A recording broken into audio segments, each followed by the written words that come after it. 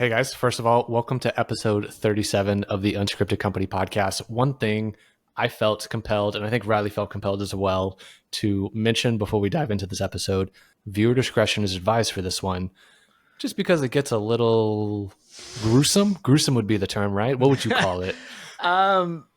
It will probably put some thoughts in your head as far as like you visualizing what we're talking about.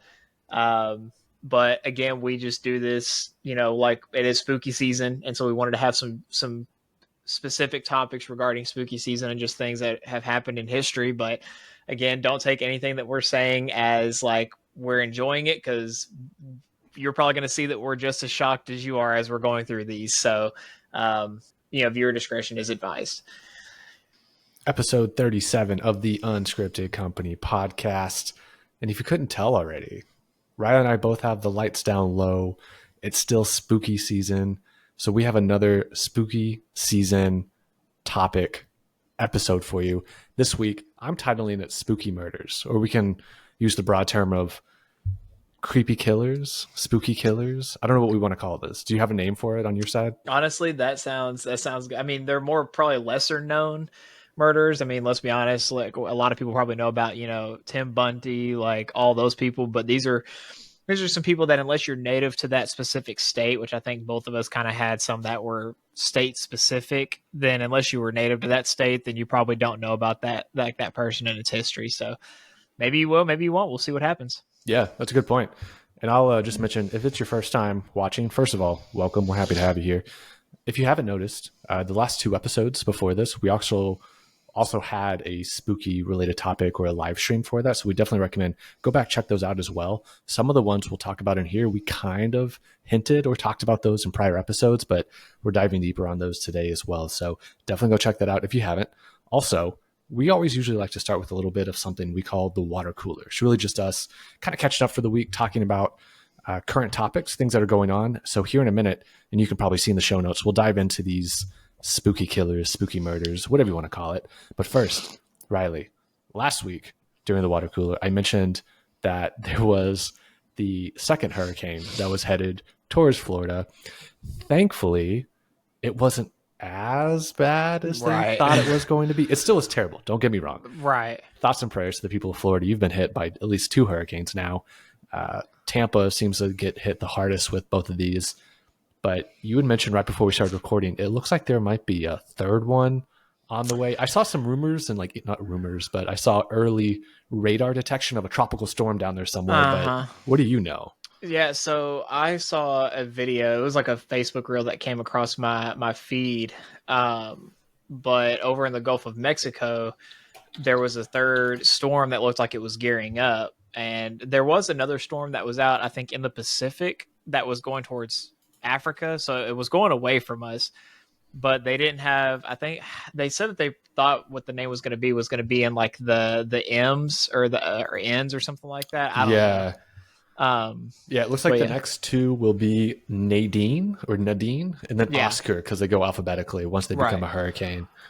And so this one they have no predictions of it as far as like what category it's going to be. Again, we're going to have a lot of stuff to talk about in a future episode right after the election. For real, though. So we're going to save a lot of our conspiracy theory stuff, all that kind of fun nugget stuff for y'all then. So you won't want to miss that episode. Weather machines. Yeah, enough said. But it's still insane, though, how we just got hit with two major hurricanes, one of which could have been totally devastating. Again, not that this one wasn't bad, but if it would have hit landfall as a category 5, I'm not going to say Florida would have been gone off the map, but parts of Florida probably would have been wiped off the face of the country. Like, some of the projections I saw had the storm surge being like 20 plus feet of water. And just like to try to think about that, like I was talking to my wife about this, and like if you look up at your roof or like the ceiling of wherever you live and you're like, oh, that's high. But like multiply that by 3 and you're like, whoa, like imagine that much water just coming in within the matter of hours. Thankfully, I think it was a Cat 3 when it hit, maybe a Cat 2. It was a Cat 3 when it hit landfall. But I saw even like shortly before it hit, they were even sounding the alarm because it was Category 6 doesn't exist at this point in time as like a rating system, but Right. it would have been rated that if that rating system existed, because it was like a super Cat 5 when it was still in the Gulf headed towards Florida, which is like Right. bananas. BANANAS. Crazy. Well, it was interesting too because when that storm was coming in, right before it hit, like because they estimate the width of this storm was 822 kilometers, which was twice the size of Katrina. That's what the width of this storm was, and before the eye even got of the width of that storm, before it even got close to the eye, they had 80 tornado warnings in Florida. Dude, I saw that like outside of Tampa, or And maybe there it was was like South. 4 touchdown tornadoes, I think, that happened. One of which our pastor's family, they had some family that lived out there. And you remember Drake and Tanya from Applebee's? Yeah. So they live in Florida now. Oh. And they were in the path of the hurricane. So like they were fine. They said they were already prepared. I reached out to them to see how they were doing. They said they were good. But they didn't get hit with anything as far as tornado wise. But dude, it's just crazy. Like, I've never seen a hurricane do that much, and it was only a Cat 3. So like it was pretty insane with what happened. So let's hope and pray that a third one does not hit. Let's just really hope and pray about that. But again, we'll have more on that in like 3 weeks. Definitely. And not to go from one wild topic to the other, you had mentioned, and I had not heard this. Also, I've been a little bit offline this weekend with a baby shower going to, but you said there was potentially a third assassination attempt on former President Donald Trump. So this was I'm looking at this on my phone, so if you want to pull it up on Twitter as well, but it's on Leading Report. Don't know how reputable they are. I've seen a few of their things, but it says breaking. This is as of today at 2:52 p.m. California police believe they prevented a potential Trump assassination after arresting a man with multiple illegal firearms outside of Trump's rally. So he was in California today, and those of you who know California's laws know that they're not exactly gun friendly. So it's not. I'm not going to say it's not easy to get firearms, because let's be honest, if firearms are not, it's not that they're illegal in California, but you have to go through a lot of hoops to own a firearm in California. And the thing is how those hoops are set up. It doesn't prevent people like this potential person right here to obtain that many illegal firearms. So they haven't confirmed anything yet, but they said that they potentially, as you're seeing it here, they potentially prevented or probably prevented a third Trump assassination. Yeah, just to piggyback on what Riley's saying, this is headline from Al Jazeera, a reputable news source, says U.S. sheriff says probably prevented third Trump assassination attempt. Suspect faces firearm charges, but denies he tried to harm former U.S. president and Republican candidate. It says a U.S. sheriff has said law enforcement officers likely prevented a third assassination attempt against Donald Trump after a man was arrested with unregistered firearms near the Republican candidate's California campaign rally at the weekend. Speaking to reporters on Sunday afternoon, Riverside County Sheriff Chad Bianco said deputies stopped the man at a security perimeter outside the former president's event in the city of Coachella a day earlier. Read that next paragraph. Bianco said the suspect, quote, showed up with multiple passports with different names, an unregistered vehicle, and a fake license plate, and loaded firearms. Quote, if you're asking me right now, I probably did have deputies that prevented the third assassination attempt, the sheriff told reporters. The man, identified as 49-year-old Nevada resident Vem Miller, was taken into custody without incident, the sheriff's office said in a statement earlier in the day. Miller faces gun charges after he was found in possession of 2 guns and a high-capacity magazine, authorities said. He was released on bail and is scheduled to appear in court on January 2nd, 2025. In an interview with Southern California News Group, Miller, who said he is a Trump supporter, denied trying to harm the former president. Of course, that sounds such like a likely thing you would say. Quote, these accusations are complete BS, Miller said. Quote, I'm an artist. I'm the last person that would cause any violence and harm to anybody. Pause right there. I get that he's trying to protect himself in a court of law or in a pending court case that he allegedly did not do any of this, but come on, bro. That's so sketchy just to have all of that, to have X, Y, and Z, and to then say, oh yeah, I'm an artist. I mean, Right. nothing bad here. It also says Trump's campaign did not immediately respond to a request for comment from the Associated Press, news agency on the arrest. It goes on. Yeah, of course, the guy pleaded not guilty. That's crazy, Hmm. though. That seems pretty likely. Even if it wasn't like an assassination attempt per se, they Right. definitely protected the citizens of Coachella from someone who is doing sketchy things. Right. And again, we're not going to know the full extent of the story because again, they're only going to tell us either what information they have or they're only going to tell us what they want us to know. But with that being said, what you kind of reiterating what you said, there's no reason like for him to say like, "Oh, I'm just an artist. I wouldn't hurt anyone." But then you've got two long-range weapons and a high-capacity magazine for both of those. Like, Both unregistered. yeah, both unregistered. And I'm like, And multiple passports. You're the problem when it comes to gun owners. You need to register those. And a fake license. Right? So, but yeah, those are the two big things this week. Not really a lot else going on and happening. You don't want to talk about the Dallas Cowboys? I'm kidding. We don't have to talk about that. No, I I'm don't totally want to talk kidding. about the Cowboys. But we can talk about Texas OU though, and Texas won. Oh, yeah, So that was impressive. Texas did win, which is very Yep. surprising, but not really that surprising because Texas is kind of thriving right now in the SEC, whereas Oklahoma's not doing as well as what everyone thought they were going to do. So I didn't foresee Texas winning, but I expected them to do really well against Oklahoma. Definitely. And they did. They showed out, and so here we are. Yep, and I do have to mention the North Texas Mean Green are 5-1 thus far in the season. So Yeah, they are. doing great, guys. I believe in the Mean Green. Mm-hmm. With that being said, though, I think we can hop into some of these spooky murders. I think that's what we're going to call it here. Would you like me to go first? I know I asked you before we started recording, but I don't remember what the answer to that was, if I'm being Honestly, frank. if you want to go ahead and start it off, go for it. Awesome.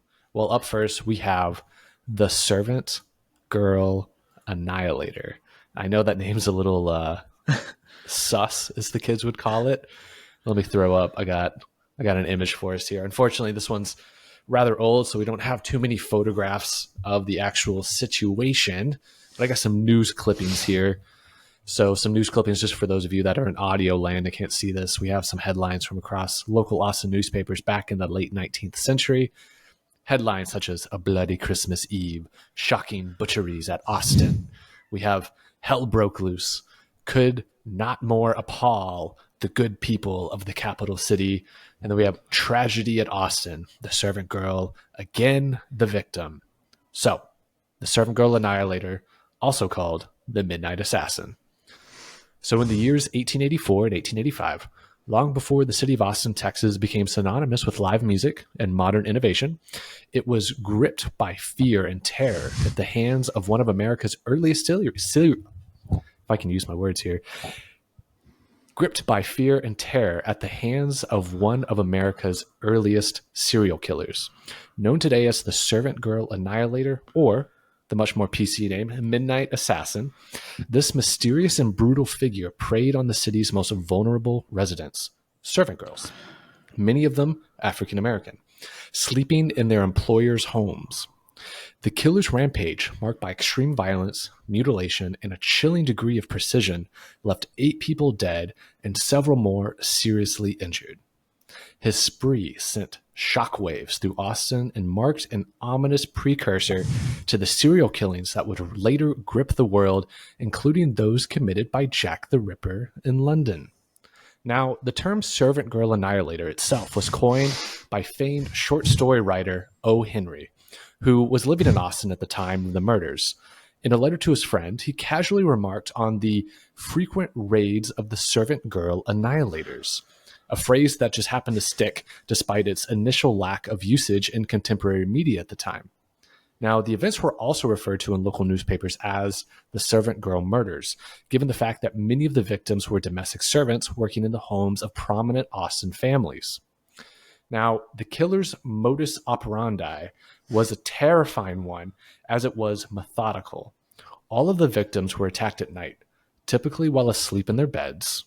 The killer broke into homes with ease, dragging his victims, often unconscious but still alive, outside before viciously mutilating them in dark, hidden corners. The use of sharp objects, including axes and knives, became a hallmark of his attacks. The use of sharp objects, including axes and knives, in particular, he would use gruesome precision and detail, and all of about 6 of his female victims were found with a sharp object inserted into their ears. This strange and sadistic calling card was never fully understood by investigators. Now, the murders began with the killing of Molly Smith, a 25-year-old African-American servant, on the night of December 30th, 1884. Her body was discovered in a nearby yard, brutally mutilated, and her boyfriend, Walter Spencer, was found seriously injured at the scene. Smith's murder set the stage for what would become a horrifying pattern of violence. In the months that followed, the killer targeted women across Austin, escalating his attacks in both frequency and brutality. Among the most notable victims were Eliza Shelley, murdered on the night of May 6, 1885, and Irene Cross, who was killed in a similar manner just weeks later on May 22, 1885. Now, Cross's attack was particularly strange, with witnesses reporting that her face had been slashed so severely it appeared as though she had been scalped. Each murder shocked the community, but authorities were no closer to apprehending the killer. Now, not all of the victims were killed. Several, including Clara Strand and Christine Martinson, 2 Swedish servant girls, were seriously injured but actually survived the attacks. Their accounts, though critical, did little to help authorities close in on the killer, whose identity remained elusive. Now, the surviving victims also gave conflicting descriptions, leading to a wide array of speculation and confusion in town. One of the most tragic and horrifying attacks actually came on August 30th, 1885, when the killer struck at the home of the Ramey family. You had Mary Ramey, an 11-year-old girl who was murdered, while her mother, Rebecca Ramey, was left gravely injured. The brutal slaying of the child shook Austin to its core, heightening the sense of panic that gripped the city. Now, shortly after, on September 28th, 1885, the killer claimed the lives of Gracie Vance and her boyfriend, Orange Washington, in another violent attack that left the city reeling. Now, the Servant Girl Annihilator spree culminated in one of the most infamous nights in Austin's history, December 24th, 1885, Christmas Eve. On this night, the killer targeted 2 white women, Susan Hancock and Uella Phillips, in what appeared to be a final, devastating crescendo of violence. Hancock, a respected member of Austin society, was attacked while sleeping in her home, sharing a bed with her teenage daughter. She was found in her backyard, suffering from a gruesome head wound inflicted by a sharp object. Uella Phillips, just 17 years old, was also murdered that night, her body discovered in an equally mutilated state. Now, her husband, James Phillips, who had been found unconscious nearby, was later charged with her murder. Witnesses had testified that James Phillips was prone to violent outbursts and had frequently threatened to kill Uella if he suspected infidelity. Though he was convicted, his sentence was later overturned, and the true identity of Uella's killer remains uncertain to this day. Now, the aftermath of the Phillips and Hancock murders left the city in chaos. Despite arresting and questioning over 400 men over the course of the year, authorities were no closer to catching the killer. At one point, they even questioned Buck Taylor, a cowboy and performer in Buffalo Bill's Wild West show, who had been in the area during the time of the murders. Taylor, a native of Fredericksburg, Texas, was never formally charged, and his connections to the murders remained speculative. Now, as fear grew, the African-American community in Austin, many of whom believed the killer to be a white man, turned to voodoo and other spiritual explanations. Some believe the killer had magical powers, enabling him to become invisible and slip past dogs and guards unnoticed. Indeed, many noted that no dogs were heard barking near the scenes of the murders, a strange and unnerving detail that further fueled rumors of supernatural involvement. Now, despite the city's collective efforts, additional police officers were hired, rewards were offered, and citizens formed vigilance committees to patrol the streets, kind of like a neighborhood watch program. Yeah. The Servant Girl Annihilator disappeared as mysteriously as he had come, assuming it's a he. Contemporary reports suggest that the killer had fled Austin, though some believe he may have simply stopped or even died. No more murders were officially attributed to the Annihilator after December 1885, and the case went cold. Now, in the years that followed, the case of the Servant Girl Annihilator would become the subject of much speculation and debate. And in October 1888, as the Jack the Ripper murders gripped London, an editor for the Atlanta Constitution suggested that the same man may have been responsible for both series of killings. Though this theory remains unsubstantiated, it has persisted in true crime lore for over a century. One of the most compelling theories to emerge in modern times points to Nathan Elgin, a 19-year-old African-American cook, as the likely perpetrator. In 2014, PBS, the public broadcasting station, had a show called History Detectives, and they aired an episode in which they explored this theory using a combination of psychological and geographic profiling. Elgin, who had worked near several of the crime scenes, was missing a little toe on one of his feet, which matched the footprint left at one of the murder sites, just a few months after the final murder. Now, Elgin was shot and killed by police while attempting to assault a woman with a knife, bringing an abrupt end to his life. Though circumstantial, the evidence pointing to Elgin as the killer is some of the strongest yet uncovered. But despite these modern theories, the case of the Servant Girl Annihilator remains unsolved and has since become part of Austin's dark history, a reminder of the terror that once gripped the city and the killer who vanished without a trace. The one theory I love to think about this is like, what if it was the same dude that went over to London and became Jack the Ripper? Like, what if Jack the Ripper started in Texas? I mean, it honestly sounds like a good theory, like 100%. What people seem to understand is that back in those days, which I mean, it wasn't even that. Was it in the 1800s? Yep, it was in the 1880s. So back in those days, I mean, let's be honest, like finding out, solving people's murders, like it wasn't exactly, groundbreaking in a sense. People had ways of escaping, and, starting a life anew and doing their own thing. And so, and obviously when one law applies in one country, that same law is not going to apply elsewhere. So it's like, I don't know how extradition worked back then, but I don't think that if they found that person, they would just convict him wherever that they're currently at. They wouldn't send him back to where they needed to. So, yeah. One thing I found when I was looking into this was in a news company, My San Antonio. They actually did a side-by-side analysis of where the original murders occurred and what that looks like in Austin now. So I'm not going to go through all of these, but the first one, I kind of got a light chuckle out of it. So one of the attacks was on Molly Smith at 901 West Pecan Street in Austin, Texas on December 30th, 1884. So here is from an original like city map, obviously hand-drawn because photographs didn't really exist to do this at the time. So you can see it's a nice house here and it's got, the outline here. Well, if we go to what a modern day map is, Pecan Street is what 6th Street is actually called in Austin. So it's at the intersection of 6th Street and Bowie Street. And what is there today? A Whole Foods. So it's just funny how so much of the city has changed since then. I'll show you a second one here. We have Eliza Shelley at 302 East Cypress Street, May 7th, 1885. If we look at it today, it's at the intersection of San Jacinto.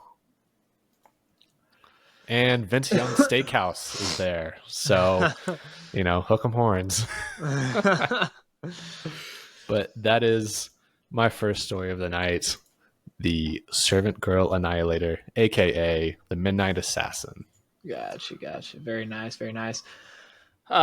So mine, so I kind of have like, I'm gonna read a narrative form, and then I'm gonna also kind of just touch on some like more prominent things that'll kind of give maybe some detail that wasn't shown in here. Love it. So my first one is Dean Corll, also known as the Candyman. And I mean, and this one is not based off a movie. I know there's a movie out there called Candyman. This one's not based off that. So just kind of going back into his history, but Dean Arnold Corll was born on Christmas Eve, 1939 in Indiana. As the oldest of two boys in a turbulent home, Corll grew up in a world marked by family tensions and upheavals. His parents divorced and reconciled several times before splitting for good, and Dean moved with his mother to Houston, Texas, where she started a small business, the Corll Candy Company. Here, young Dean found himself working at the candy factory, and before long, he became well known in the neighborhood. Kids and parents alike knew him as the Candy Man, the quiet, kind guy who handed out free candy to local kids. Because that's not creepy at all. Not creepy at all. But behind this gentle image, Dean Corll hid a side that no one saw coming, a side filled with sinister desires that he had kept buried for years. By the time he was in his late 20s, Corll's cravings turned dark. In the early 1970s, he began grooming two teenagers from his neighborhood, David Brooks and Elmer Wayne Henley. To them, he was just a generous older friend who threw parties, offered cash, and treated them like family. Brooks, who met Corll at the age of 12, soon became a loyal follower. Hey, he's getting them ready young, ain't he? Yo, something. Completely under Corll's influence. It wasn't long before Corll made him a proposition. Help him lure other boys to his house, and he'd pay $200 for each one. Then came Elmer Wayne Henley, the second young man drawn into Corll's web. At first, Corll intended for Henley to be another victim, but Henley's wit and need for money made him useful. Like Brooks, Henley began bringing other boys to Corll, unaware at first of the fate that awaited them. Over time, Corll's cruelty revealed itself, but Henley and Brooks, now wrapped in Corll's manipulations, stayed, participating in what would become a dark legacy. I kind of feel like, I just want to kind of pause. I kind of feel like if you're that young doing that, I mean, you would probably get charged, but I feel like if you turned in the person actually doing the stuff, it would be a lot less. So, but I get it though. Remind me, what time period was this? This was he was the 1970s. Okay. So this was 60 years ago, 70 years ago. Houston, Texas. Yep. Once inside Corll's home, his victims were helpless. Corll had created his own torture board, a piece of plywood outfitted with handcuffs and restraints, where he would bind each boy. Over hours, even days, he subjected them to unimaginable pain. His methods were brutal and calculated. Corll took twisted pleasure in keeping his victims alive as long as possible, using restraints, drugs, and even injections to keep them silent. One by one, the bodies of Houston's missing boys were piling up, hidden, disposed of, but never forgotten by the families still searching for their sons. Yet local police often dismiss these cases as runaways, a tragic assumption that allowed Corll's horrors to continue unchecked for years. Then, in August of 1973, everything changed. On a hot summer night, Henley, the young accomplice who had brought many Corll's victims to their deaths, brought two friends over to Corll's house, 19-year-old Tim Curley and 15-year-old Rhonda Williams. Corll was furious that Henley had brought a girl into his house, breaking his ritual of exclusively targeting boys. In a rage, he lashed out, determined to kill all three of them. In a desperate moment, Henley managed to calm Corll down, convincing him to untie him. But as tensions flared, Henley realized that this might be his only chance to escape the nightmare he had helped create. Seizing Corll's gun, Henley turned on him, pulling the trigger and ending Corll's life right there in his own home. For Henley, it was an act of survival, a desperate escape from a monster he had once called a friend.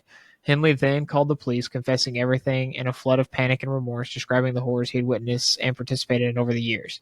When police arrived, they couldn't believe what they were hearing, but the confession led them to a scene of indescribable horror. The remains of 28 boys were uncovered in 3 locations across Houston, including a boat shed that Corll had rented, a hidden graveyard for the victims of the Candyman. For the victims of the Candyman. The sheer number of bodies, the age of each victim, the calculated brutality, it shocked the nation. Houston was rocked to its core, and the story spread like wildfire, putting a spotlight on the community that had unknowingly harbored a killer. Corll's crimes highlighted not only the darkness that lurked behind a friendly face, but also the tragic vulnerabilities of young people in a city where police often looked the other way. For years, parents of the missing boys had begged for action, but the authorities repeatedly dismissed the cases, assuming the boys had simply run away. Corll exploited this complacency, taking advantage of the community's trust and the neighborhood's kids, boys who might otherwise have grown up to lead full lives. Corll's young accomplices, Brooks and Henley, were sentenced to life in prison. Oh, wow. Henley's role in his life may have saved others from a similar fate, but the part he played left a stain of the deadliest serial murder cases in U.S. history. A chilling, a chilling reminder of the dangers that can hide behind a warm smile and a free piece of candy. Dean Corll's story stands as one of America's most chilling reminders of unchecked evil, manipulation, and the vulnerability of youth. The Candyman, once beloved by his neighbors, proved to be a wolf in sheep's clothing, the man whose charming facade concealed a violent obsession. For the families of his victims, the nightmare of Houston Heights will never fade, and for the rest of us, his story lingers as a dark warning. Sometimes monsters hide in plain sight. Dude, I was looking through this guy's like Wikipedia page while you were reading that through. This is, first of all, if anyone's listening and you want to like go down a rabbit hole with this, there is a very in-depth Wikipedia page. Like, this thing takes a couple minutes to scroll through here, to say the least. This is messed up. This whole thing this is dark. Yep. Actually, like, viewer discretion is advised. Still trying to get, yeah, I know, right?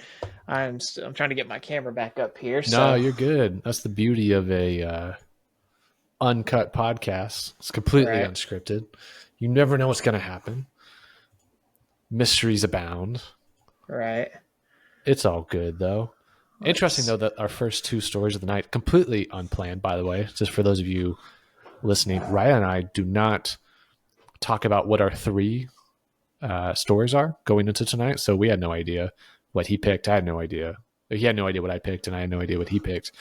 But the fact that our first two were both based in Texas, both had a tie-in to Christmas Eve in terms of when he was born and when some of the killings took place. So that's kind of wild, to say the least.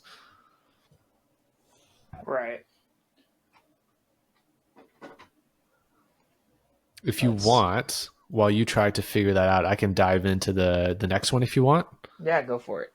For sure. Let me pull up my handy dandy visuals. Now, this next one, we kind of touched on it. I think we touched on it. Did we touch on the Axeman of New Orleans at any point? I feel like, didn't you talk about that one at some point at very high level in a prior episode? I think so, but it was very brief. Gotcha. No worries. So we have the Axeman of New Orleans. So from May 1918 to October 1919, the city of New Orleans was and the surrounding areas were gripped by a series of brutal murders committed by a figure who would become known as the Axeman of New Orleans.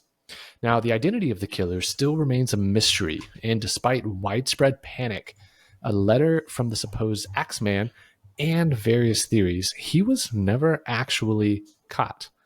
What makes the case all the more intriguing is the bizarre set of circumstances surrounding the attacks, including the suggestion that the murders were linked to jazz music, which forever cemented the Axeman's place in the folklore of New Orleans. And if you're not familiar with New Orleans, shame on you. First of all, lovely city. Go check it out. At least give it a quick Google or look on Google Maps.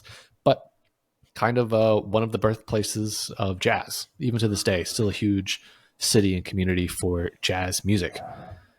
Now, to dive into this a little bit, the Axeman's modus operandi was consistent and terrifying. His victims were attacked with an axe or a straight razor, which in most cases had been taken from the victim's own home.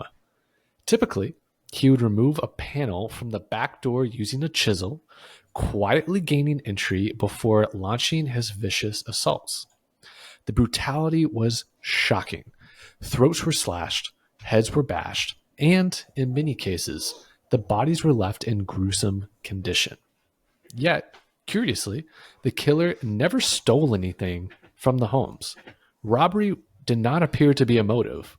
These murders appeared to be driven by something darker and more personal.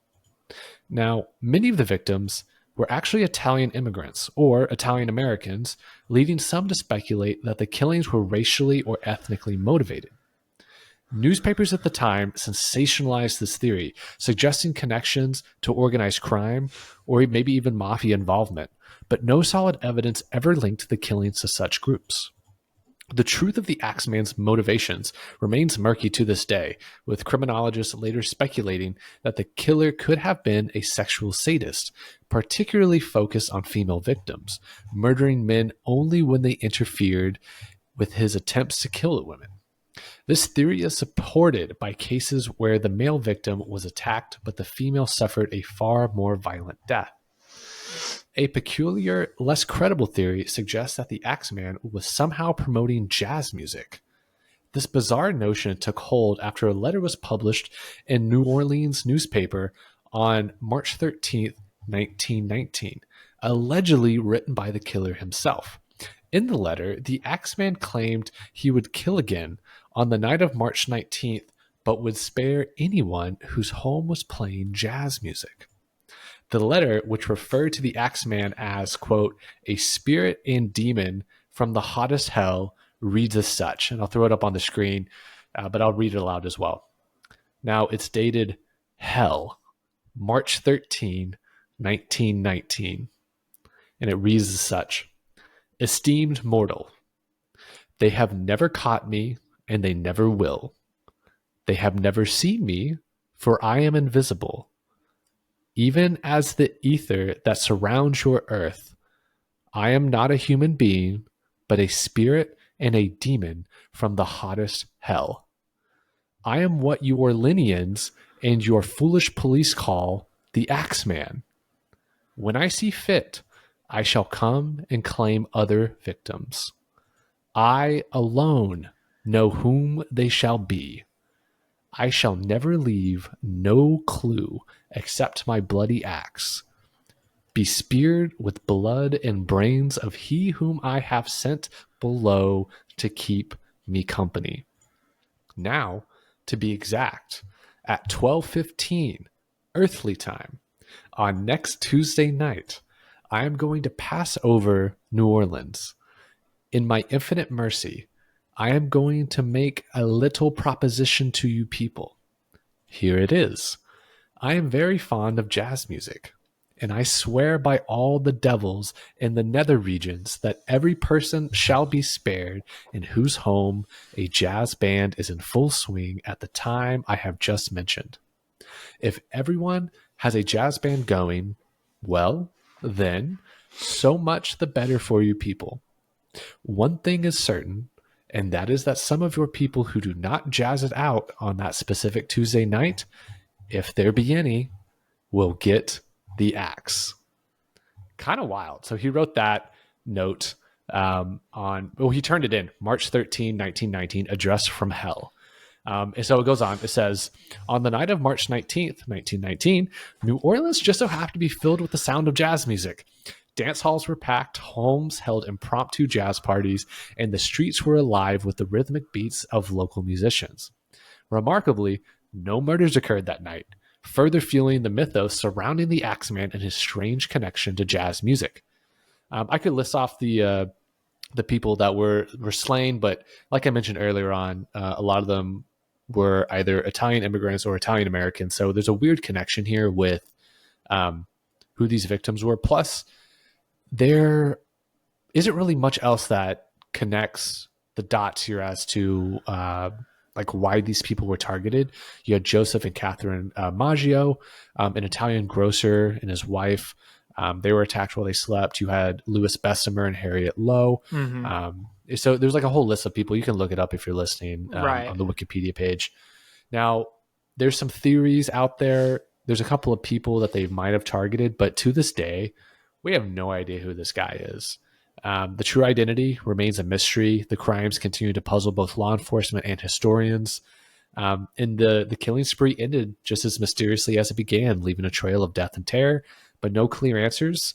And the Axeman continues to be a legend in the city of New Orleans. And so you can go take a history tour and see all the locations, get the full lowdown, but jazz, man. Yeah, to me, it's just interesting because he's like, hey, yo, like if you're into jazz, I'm not going to hurt you. I'm not going to do anything to you. But if you're not, then beware. Like, and here, you don't know very many murderers who are just like, yo, I'm going to give you a warning before I'm actually here to let you know that if you're not doing exactly what I'm warning you about, then you're going to get murdered.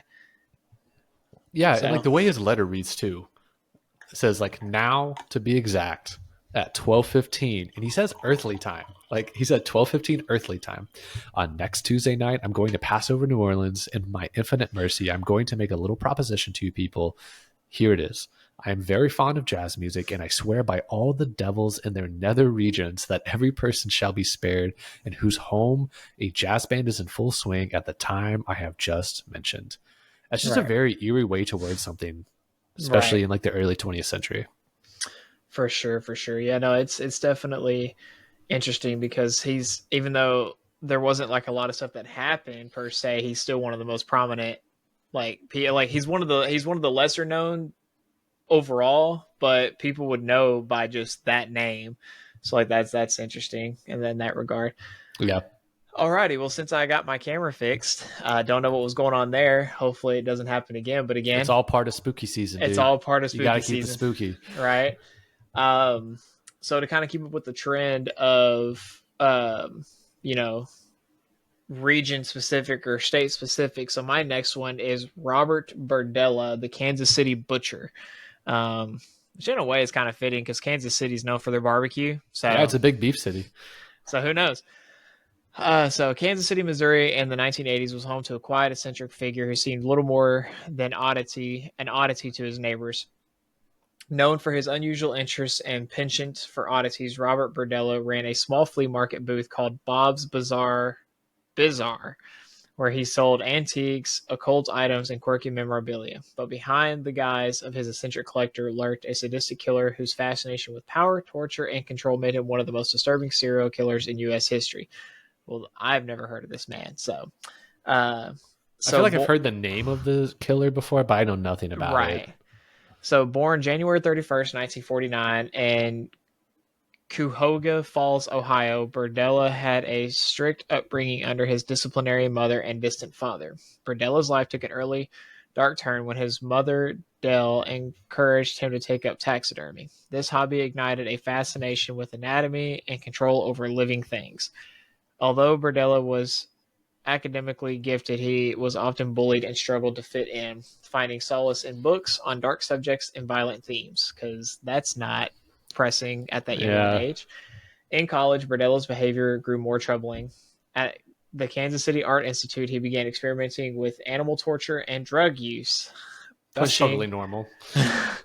for, I guess, new experiences and all, Yeah. pushing the boundaries of accepted behavior. His arrest for drug possession eventually led to his expulsion, and his fascination with pain and dominance continued to grow unchecked. Berdella moved on from college life to establish himself in Kansas City, where he opened his flea market stall, befriending other misfits and developing a persona as an eccentric, harmless oddball. In 1984, Berdella's hidden sadism took a terrifying turn when he began targeting young men. Most of his victims were vulnerable individuals, often homeless or struggling, whom Berdella met on the streets or through his flea market connections. Luring them to his home under the pretense of food, shelter, or work, he quickly turned his house into a prison. Berdella's torture was extreme, systematic, and meticulously documented using syringes, electrical devices, chemicals, and various instruments. He would restrain and torture his victims for days, taking careful notes in a logbook detailing each act. His goal was not only physical but psychological control. Berdella injected chemicals into their vocal cords to silence them. That sounds awful because you can't even hear your own screams. That is terrifying. Performed It's- electric shocks on sensitive areas and repeatedly assaulted them. He was fascinated by their reactions. According to everything in what he called his torture journal, a chilling record of each experiment. When his victims finally succumbed to their injuries or were killed outright, Berdella dismembered their bodies, discarding their remains in trash bags for regular collection. This allowed him to continue undetected for years, as Kansas City had no reason to suspect the quiet man with a strange flea market booth of being a serial killer. Let me just stop right here and preface this. I did no research prior to any of my three, so I'm sensing a trend here. Are you like over here like shocking yourself as you read through it in real Yeah, time? because I'm like, I should have read this a little bit more, because so we're gonna put like a parental. I was tempted to put like a viewer discretion is advised. Yeah, I would do that. That's honestly what I would say or suggest. So Berdella's downfall came in April 1988 when his last victim, Christopher Bryson, managed a daring escape. After days of torture, Bryson found an opportunity to break free while Berdella was away, running to a neighbor's house, still bound and injured. Bryson's story shocked both the police and the Kansas City community. When law enforcement searched Berdella's house, they discovered his Polaroids, torture devices, and the grisly logbooks confirming Bryson's story and revealing the horrific extent of Berdella's crimes. Faced with overwhelming evidence, Berdella chose to confess to 6 murders to avoid the death penalty. Describing his crimes in chilling detail, he explained his actions with a disturbing sense of calm, describing his victims as mere projects that satisfied his sadistic urges. Sentenced to life imprisonment, Berdella continued to display little remorse, often discussing his actions as clinical or experimental rather than personal. He died of a heart attack in 1992, ending his life without the chance for deeper psychological study or understanding.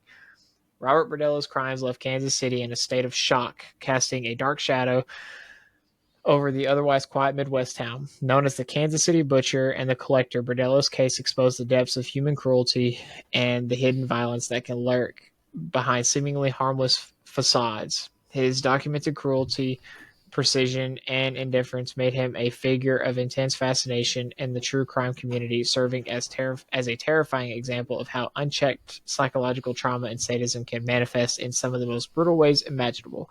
His case remains one of the most graphic and unsettling examples of serial murder in modern American history. Yo, that's dark. And so just to kind of, let's see here. So his crimes began in 1984 and continued for 4 years until he was arrested. He had 6. So there was actually only confirmed 6 victims between ages 20 and 34, though he may have had more victims. But they have the names of those. Let's see here. So yeah, the confession, the plea bargain, and then the public reaction. But yeah. Very, very intense stuff. Humans are messed up, man. They really are. They really and I wonder, we don't really, I guess, do we really not have that many serial killers today? I know there's one that's suspected to be in Austin, and that's still kind of, it's not official. But have you heard about that? Or has Dana heard about that on TikTok? Probably has. There's a bunch of people that have been missing. They pop up missing every now and then over the last couple of years. Off of downtown Austin, they'll find them in the lake, or the river part. They call it the lake, but it's the river part that runs through downtown. And a lot of people are like, "Yo, this is like they think the police are covering up to make it seem like it's not a serial killer." But there's been enough bodies. If you just Google Austin serial killer, it'll pop up. There's theories on this, and maybe we'll do an episode on this later on, especially if it becomes a legitimate thing. But it's been going on for a while now, and people are popping up dead in the lake. So. Makes you wonder. There could be an argument for the same thing for Lake Louisville, because let's be honest here, that many people drowning. Come on now. That is true. There could be a lake monster or something. Right? You never know. He's got an underground, hideout, and he's just chilling. Yeah. All right. So to go from one twisted human to the next, I'm gonna credit Riley with this one. I'm gonna talk about this gentleman, Edward Theodore Gein. So Riley brought this guy up originally during was it the spooky stories we were telling? I think it was the top 10. Yeah. Yeah. Top 10 spooky stories we did a live stream about. So first of all, go check that out. There was 9 other spooky stories that we won't even talk about on this episode that I highly recommend you go check it out. It's a good watch. But Ed Gein, otherwise known as the Butcher of Plainfield. Now, a little backstory on Ed Gein, because this dude's twisted. This is the one that's going to, don't get me wrong, the one Riley just had, for sure, viewer discretion is advised. But this one, buckle up. A little backstory on Eddie Boy here. So Edward Theodore Gein was born in August of 1906 and became infamous as one of America's most disturbing murderers and body snatchers. He was later known as the Butcher of Plainfield or the Plainfield Ghoul. Now, his horrifying crimes focused on murder, grave robbing, and the macabre fashioning of human remains into everyday objects shocked the nation when they were discovered in 1957. While Gein only confessed to the murders of 2 women, his horrific activities included exhuming corpses and creating grotesque artifacts from the bodies. His life and crimes would inspire some of the most notorious horror movies and characters in popular culture, forever cementing his legacy as one of the most chilling figures in true crime history. Now let's dive into some of the details here. So, Gein was born in La Crosse, Wisconsin, the second son of George Gein and Augusta Gein, a fiercely religious and domineering woman who had an overwhelming influence on her son's psyche. Now, Augusta, his mom, viewed the world as immoral and wicked, especially women, who she believed were promiscuous instruments of the devil. Every day, she read passages from the Old Testament to her sons, focusing on themes of death, punishment, and divine retribution. Sounds like a great childhood, right? Now, Ed idolized his mother, becoming obsessed with her rigid beliefs, and their toxic relationship would shape the disturbing trajectory of his life. Now, later on in 1914, the Gein family moved to a 155-acre farm in the rural town of Plainfield, Wisconsin, where Augusta, his mother, isolated her family from outsiders, fearing any influence from the sinful world. Now, Ed was shy and socially awkward, often punished by his mother whenever he tried to make friends. Now, despite his poor social skills, Gein performed well in school, particularly in reading, though his classmates remembered him for his strange mannerisms, including spontaneous laughter, as if he were enjoying private jokes. Right? This is like, he probably was diagnosed with something before that was even like a thing, honestly. Right.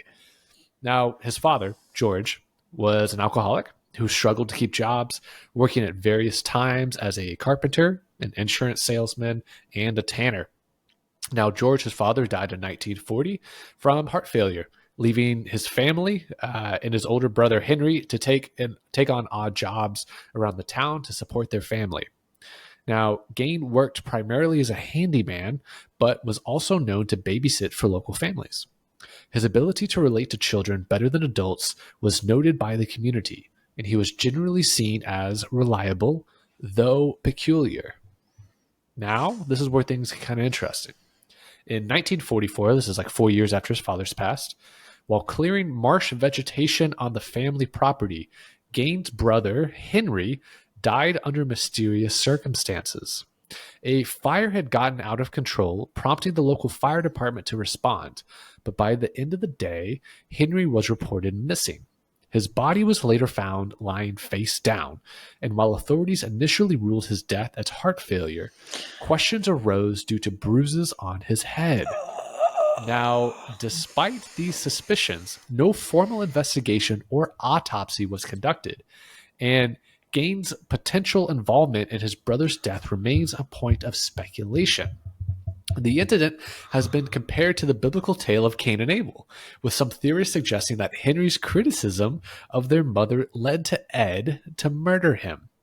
Now, following Henry's death, Gein lived alone with his mother, Augusta, who had a debilitating stroke shortly after the incident.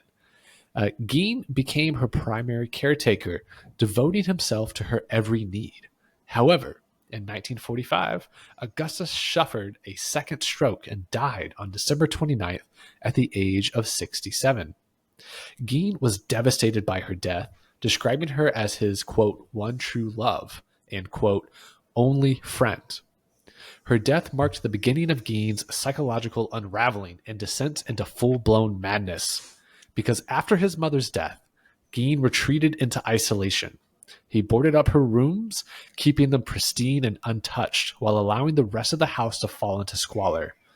Gein lived in a small, filthy room near the kitchen, surrounded by his growing collection of pulp magazines and adventure stories, particularly those about cannibals and Nazi atrocities. He developed an obsession with the human body, inspired by stories of war criminals who fashioned lampshades from human skin.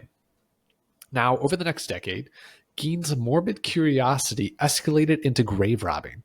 Between the years 1947 and 1952, he made as many as 40 nocturnal visits to local cemeteries, exhuming freshly buried bodies, mostly women who resembled his late mother, And he would take the bodies back to his farmhouse where he skinned them, used their remains to create horrific artifacts. These included bowls made from human skulls, lampshades and chairs upholstered with human skin, and even what they're calling a woman suit, fashioned from female torsos and leggings made from leg skin. Now, he would later admit to wearing the suit to quote unquote become his mother. What is going on right now? Okay, I thought mine was bad, dude. What the heck? No, it keeps going, dude. We're just we're getting into this. All right, keep going. So he fashioned this women's suit. He used women's leg skin to do this. He would later on admit that he wanted to quote unquote become his mother, explaining that he wanted to literally crawl into her skin. Now, his horrific activities were exposed in November of 1957 when Bernice Worden, the 58-year-old owner of a hardware store in Plainfield, went missing. Now, her son, Frank Worden, a deputy sheriff, became suspicious after noticing a receipt for antifreeze written by his mother on the day of her disappearance. Gein had purchased the item that morning. Frank notified the police, and a search of Gein's property was initiated. What the authorities found would become the stuff of nightmares. Worden's decapitated body was discovered in a shed on Gein's property, hanging upside down and dressed like a deer. And when I mean dress, I mean the way you'd hunt a deer and you'd strip it and all that fun stuff, not like dressed up like a deer. Riley, I know you know that. I just figured I had to explain that for the people listening, the city folk out there. Now, she had been shot with a .22 caliber rifle, and her body had been mutilated post-mortem. Now, inside his house, investigators uncovered a chamber of horrors. I'm going to list off everything they found here. Prepare yourselves. Yes, viewer discretion is advised. What they found inside this guy's house: a whole human bones and fragments, a wastebasket made of human skin, chairs covered in human skin, skulls mounted on his bedpost, bowls made from skulls, masks made from the faces of women, a corset made from a female torso, leggings made from leg skin, a belt made from female nipples, 4 noses, 9 vulvas, and a shoebox. And kids, don't Google that one. They also found a pair of lips on a window shade drawstring. They found Mary Hogan's face in a paper bag. They found Bernice Worden's head in a burlap sack, and Bernice Worden's heart near the stove. Now, these grisly trophies confirmed the depths of Gein's madness. Now, during police questioning, he confessed to exhuming bodies and creating items from their skin, though he denied having sex with the corpses, claiming they smelled too bad. That's a direct quote. They smelled too bad. Now, Gein also admitted to killing Mary Hogan, a tavern owner who had disappeared in 1954. Her remains were found inside the house, and particularly they found her face in the paper bag on the list of things they found. But Gein later claimed to have no memory of her death whatsoever. Now, of course, he was arrested and charged with the murder of just Bernice Worden. However, due to his mental state, he was deemed unfit to stand trial and was committed to Central State Hospital for the criminally insane. So in 1968, he was found competent to stand trial for Worden's murder, but the court ruled him not guilty by reason of insanity, and he was to remain in the Mendota Mental Health Institute, where he spent the rest of his life. And despite being suspected in other missing persons cases, including the disappearances of Georgia Weckler and Evelyn Hartley, authorities were never able to definitively link Gein to these crimes. His mental illness and the chaotic nature of his confessions complicated further investigations. Unfortunately, probably more fortunately, Gein died on July 26, 1984, from respiratory failure due to lung cancer at the age of 77. He was buried in Plainfield Cemetery alongside his family. Though his gravestone was frequently vandalized and eventually stolen in the year 2000, it was recovered a year later and is now kept in storage, leaving Gein's grave unmarked.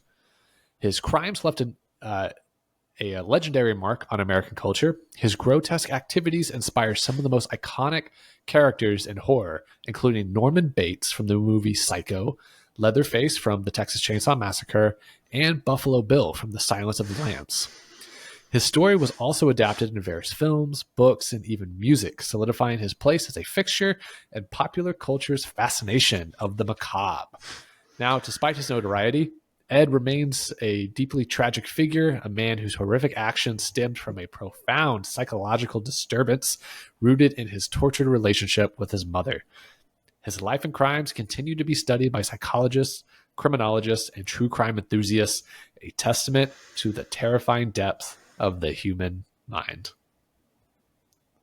Wild, right? All right. Well, everyone have a great night because Everyone sleep well tonight. No. It's going to be great. So if you grow up in a traumatizing home, I mean that is one thing. Yeah. But I am like, now technology and so many things have come so far that it's very easy to get therapy now. Back then it wasn't.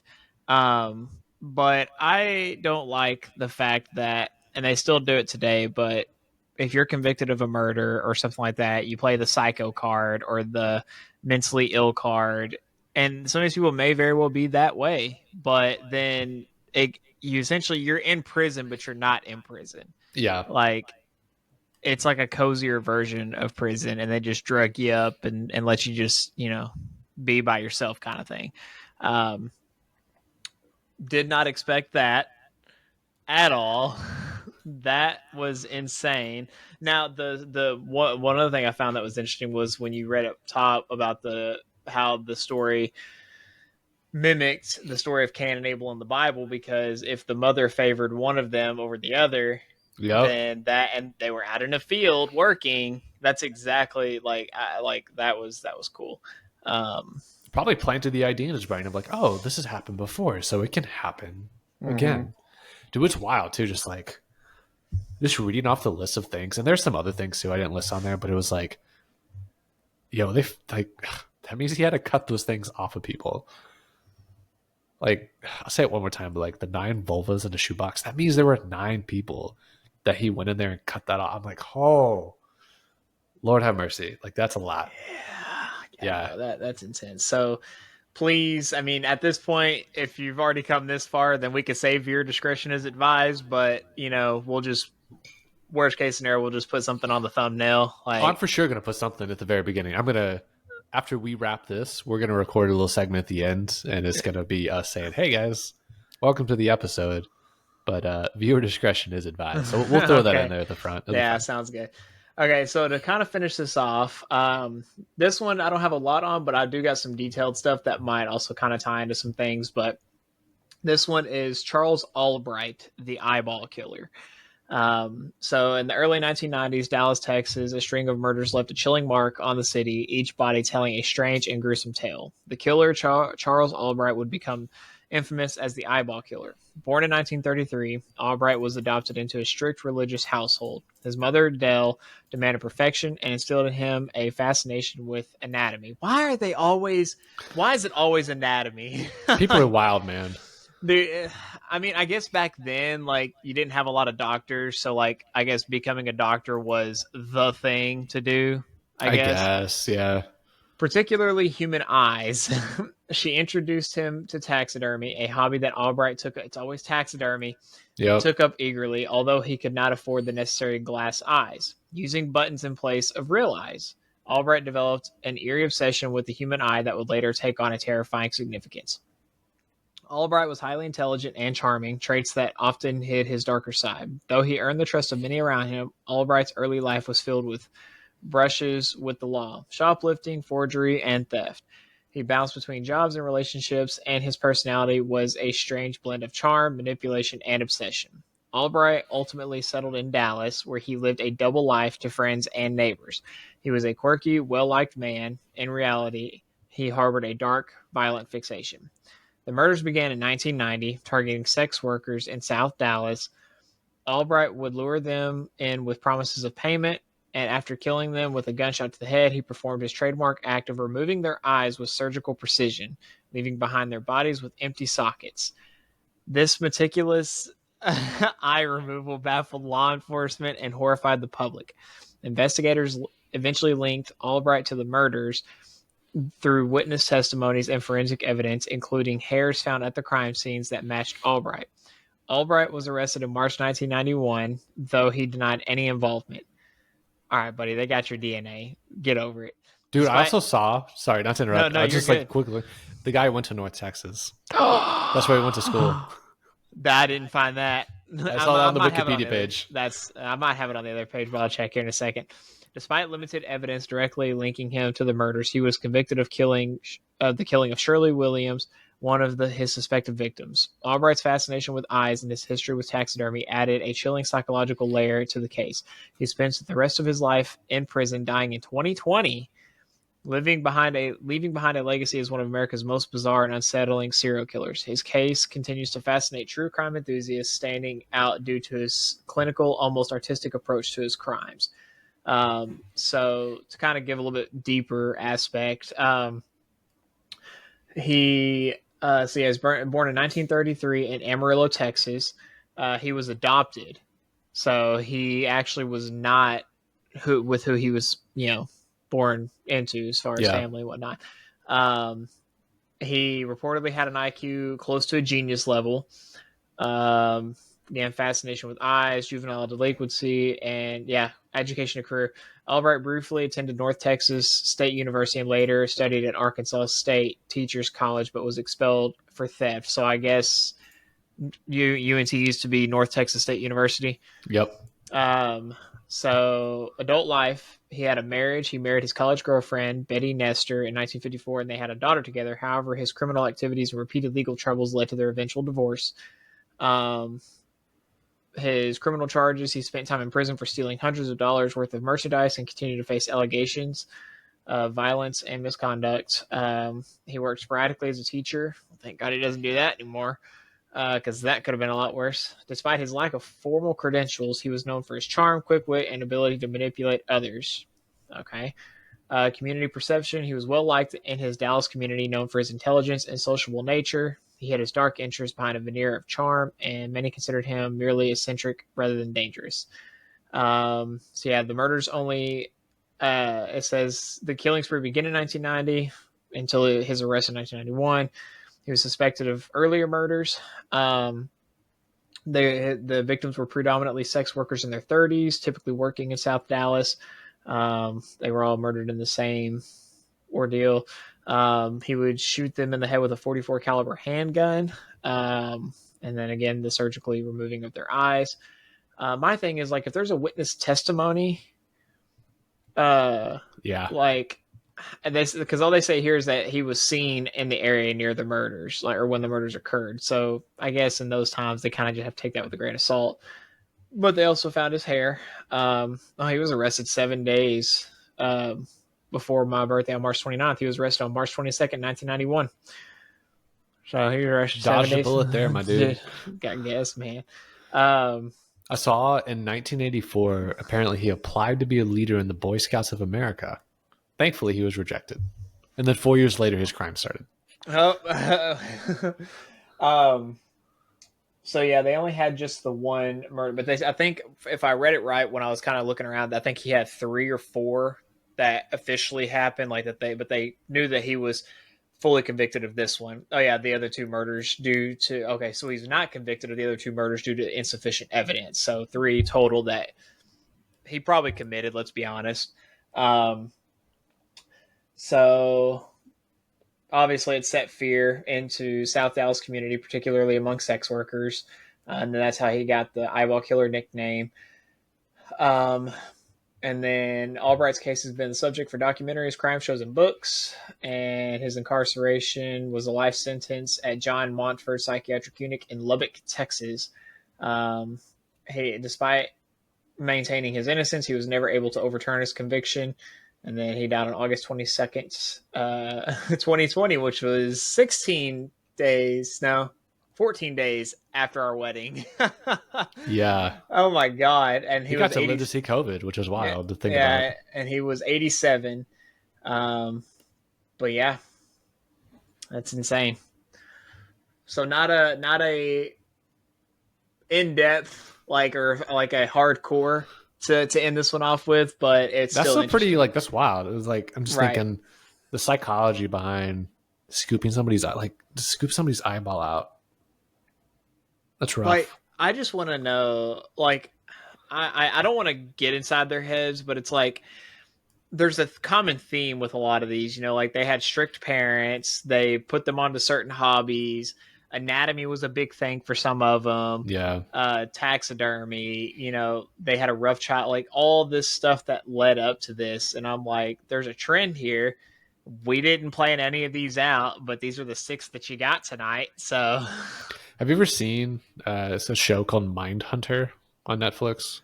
I haven't seen it, but I think well, I haven't watched it, but I think I've seen the Yeah, thumbnail it's or pretty whatever. good. It's like a dramatized nonfiction where it's about a nonfiction topic, but it's a little bit fictionalized for the purposes of telling like a Netflix Mm-hmm. TV show.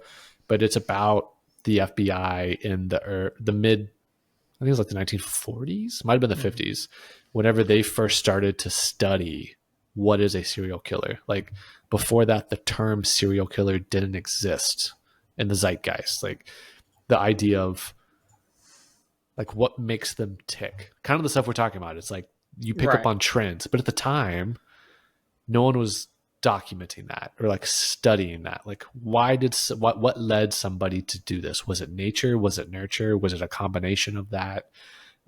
Trying to get ahead of it to try to figure out how do we stop it before it happens, sort of a thing.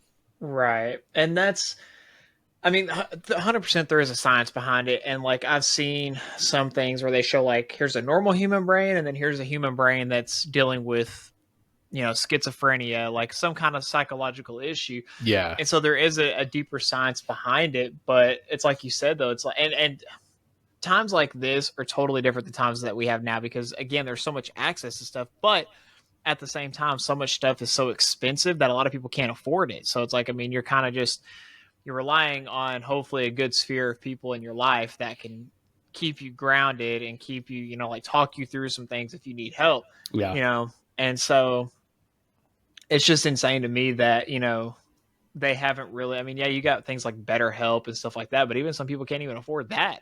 And it's actually one of the cheaper versions of therapy out there, if I'm not mistaken. yeah. That being But said, if you go to betterhelp.com/unscripted company, you will not get a discount. Just want to throw that out there. yes, you will not, because we are not sponsored by them or anyone for that fact. So if you happen to come across this and you work for a company that's willing to sponsor us, we're open to talk details about that in the future. In the meantime, to help us stay afloat, if you haven't already, we would love for you to subscribe and follow the channel. Give us a thumbs up or a like. Also, leave a comment down below. Which one of these six stories got your attention the most? And also, which one got you squeamish the most? Just kind of curious about that. Also, is there a seventh one that you think we should talk about in a future episode? Because spooky season is not over yet. We We still do got still some have a time couple. left in the season. We have episode 40 coming up in 2 episodes, 3 episodes. It'll be two after the two from this one. Yeah. So that'll be a live stream to kind of cap off spooky season. And if I remember correctly, we're going to be talking about Texas spooky stories in I particular. think it is going to be specifically related to Texas. And Yes. there's a few other serial killers situations I remember that happened in Texas. Yeah, the Texarkana guy. Remember that one. So Mm-hmm. who knows? If you got something out there, leave us a comment. Even if it's not spooky season related, you never know. We might get around to talking about it at some point. Um, with that, Riley, you don't have to give us any final words of wisdom quite yet, but anything you want to bring up before we cut to the credits? No, I mean, as per usual, we do appreciate it. We hope that y'all have been enjoying the spooky season. This is our first time, doing this. This is our first year, in this podcast, but we appreciate all the support, whether it be monetary or not. We do have our merch, as you can see, our hoodies, and again, if there is a market for it, we do have our coffee mugs. Um, Looking to expand on that and maybe expand into other things later on. If you want more in-depth content, maybe we can start a Patreon. Let us know your thoughts in the comments about that. But we just appreciate the support either way. We hope you enjoy the comment and we enjoy the interactions in the comments. And yeah, just have a good I'm time. kind of curious, like for those of you that are listening right now, and if you got this far and you're probably like an OG or a hardcore fan, not even a fan, you're part of the company. You're a company member at this point. Mm-hmm. Um, do you prefer the live stream? Do you prefer just watching it on demand? I'm kind of curious to pick your brain. Like, would you want to tune in same time, same place every week for a live stream, or are you more about live streams every now and then? You just like to tune in, on demand at your own leisure. Kind of curious about that. I'll pick everyone's brain out there. So let us know down in the comment section. But with that, Riley, final words of wisdom, my man. I don't know what kind of wisdom you're gonna get after this. Like, I don't know. Don't use human skin for like apparel. I mean, again, we never. I got this. We kind of. I've touched on this before in previous episodes, but if you're going through something, or you're in a situ like growing up and you feel like you're in a bad situation, I'm not straight up saying go see, find law enforcement to, like, whatever the case. You feel like, if you feel like something is not right and you feel like you were in a bad place, please go seek help. It is not worth you losing your stuff over and either costing you your life, somebody else's life, or like just throwing your life away. It's just not worth it, And granted, all these like, as you've heard, some of these happened honestly like 30 years ago, 30 or 40 years ago. So it's like, it's not uncommon and unheard of to have this stuff probably still happening today. It's just people, like, as police officers have gotten better at their jobs, people have seemed to have gotten better at hiding things. And we live in a society where people tend to hide behind a screen. And so let's not let that be the case. We're here to love each other, support each other. Let's not do things like that. So if you're going through something and then you have those thoughts pop into your head, very seriously consider getting help. Like, like that's not something that you should be thinking about, and we should just live in a peaceful time. We have enough violence as it is without people acting secretive about it.